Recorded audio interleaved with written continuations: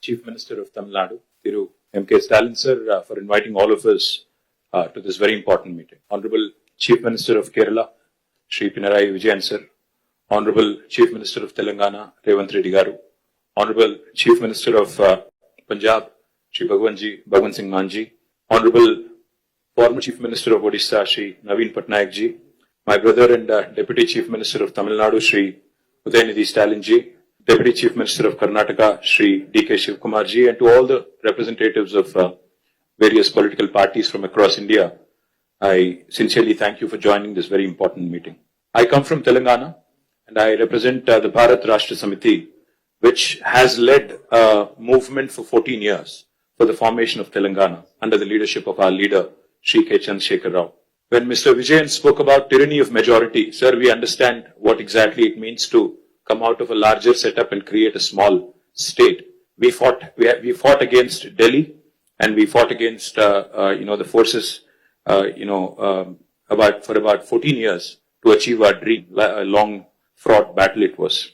We of course draw a lot of inspiration from the people of Tamil Nadu on how to preserve our identity and fight for our rights in a federal setup, because the whole Dravidian movement is a beacon of light for all of us across the country in terms of fighting for our rights and fighting for our spirit. We, of course, also are aware that the 5 South Indian states are at the receiving end, as was enunciated by Shri Vijayan ji, Shri Revanth Reddy ji, and also eloquently by DK Shivkumar ji, of the union government's policies. Despite demonstrating robust growth across sectors, these states have been victims of apathy and discrimination. Let me remind all of us, we live in the world's largest democracy, India. But democracy should not become a mobocracy. We cannot let numbers dictate terms. We cannot let numbers dictate policies. While any true federal government would incentivize high-performing states, we have a dispensation today in India that rewards laggards and penalizes achievers. South Indian states, we all know, have been pioneers in administration, in education, in economic production, yet we are penalized with reduced political power. This is not just an imbalance, but it is a political and fiscal centralization that is looming large. History will not forgive us if we do not speak up, because this is the time. I think we have to unite. We have to fight against this fundamental inequity. We also need to remember those who have contributed significantly cannot be penalized, cannot be discriminated against. Despite contributing to 36% of India's GDP from the 5 southern states, we are receiving smaller share of central resources, which is also raising a huge concern on fiscal centralization. Delimitation will also create a situation where fiscal resources will also be centralized, much to the chagrin, much to the detriment of South Indian states. If we allow this to continue, I fear that as South Indian leaders, we will be doing a great disservice to our future generations. So history will not forgive us, let me repeat, if we do not speak up now. Discrimination against the South is not a new phenomenon. However, it has reached an alarming proportions in the last 1 decade. From forcible imposition of Hindi to projects like bullet trains only being confined to the northern part of India, union government's initiatives are clearly discriminating against the southern states. To make matters worse, the BJP-led union government is now attempting to implement delimitation on basis of population, adding insult to injury. I'd like to begin by quoting a renowned jurist who once famously said, "A true federation does not allow any region to dominate another, nor does it permit the dilution of democratic representation based on transient factors." So if Lok Sabha seats are increased on population basis, it could prove detrimental not just to South India but also to our friends from Punjab. If not approached cautiously, if not approached with utmost caution, this could impact India's federal balance and heighten regional disparities. We all are Indians first, and then I think we have sub-regional identities, and we cannot have that be challenged. India is not a collection of administrative units. It is a pluralistic, ethno-linguistic union of states. We are unlike any homogeneous composition like China or Russia. We certainly are not against money being given to lagging states or backward regions. But the fact is, we are not against money of central government going to some states, but we are against hegemony. We are against this superior feeling that, one region is above another. As we are all aware, as was mentioned by all the leaders here, The freeze on seat allocation happened in 1971 after the census. Then the South India effectively started controlling population. Of course, we all know the story. Now today, we're about 24%, as was pointed out by Telangana CM. But North, the percentage of population has increased, and my brother gave a very nice presentation on what will happen if we go on with the population basis.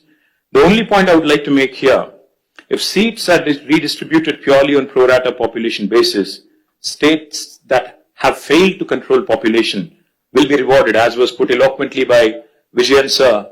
This is a perverse reward for somebody who has not performed and for somebody who has diligently followed the guidelines of Government of India. Punishing us with reduced representation is certainly discriminatory. India's democracy must be built on progress, governance and economic contribution, not just population. A fair system should reward progress and encourage development in lagging regions. If India has to become a superpower by 2047, 100 years after we achieved independence, we must empower those driving the growth, not silence them. We must empower those who have done well over the last 7 decades and not punish them.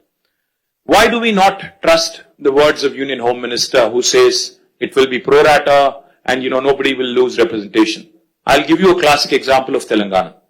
When the new state of Telangana was formed in 2014, we were given a promise in the State Reorganization Commission that the delimitation exercise will be taken up in both Telangana and Andhra Pradesh, and the number of seats in Telangana would be raised, MLA seats, that is, assembly seats, from 119 to 153 in Telangana, from 175 to 225 in Andhra.